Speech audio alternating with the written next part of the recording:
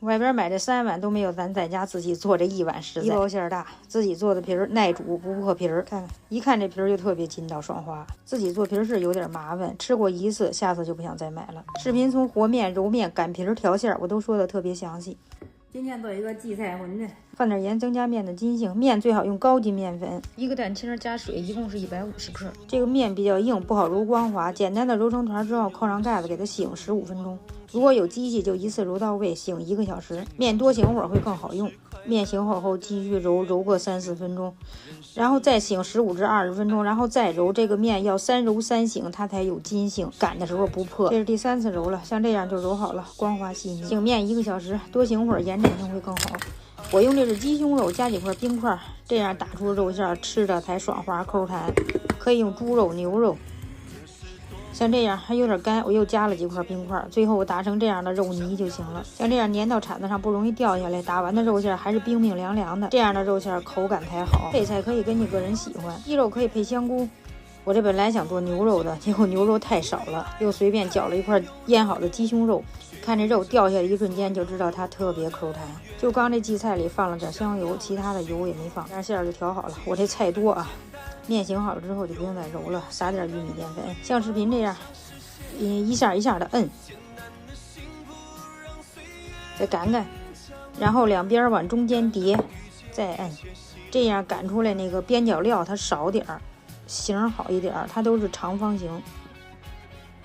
打开，再擀擀，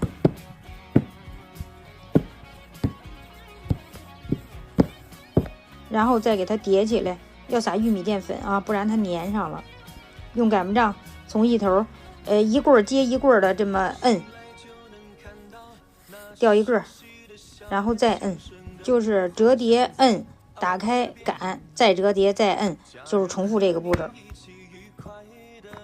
把中间厚的擀擀，当时吃就给它尽量擀的薄一点，如果放冰箱冷冻，这样就差不多了。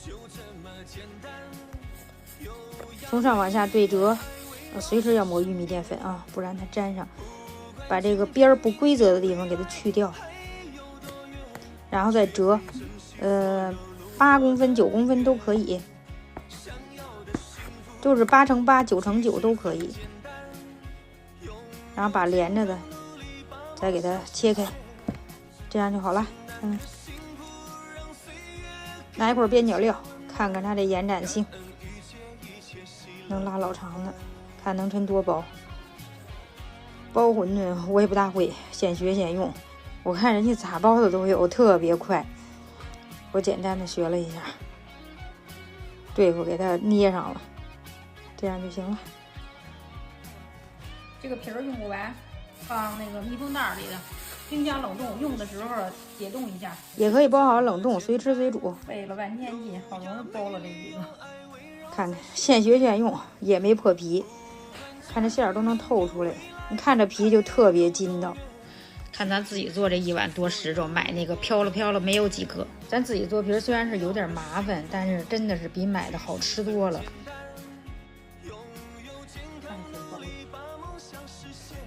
看到这儿。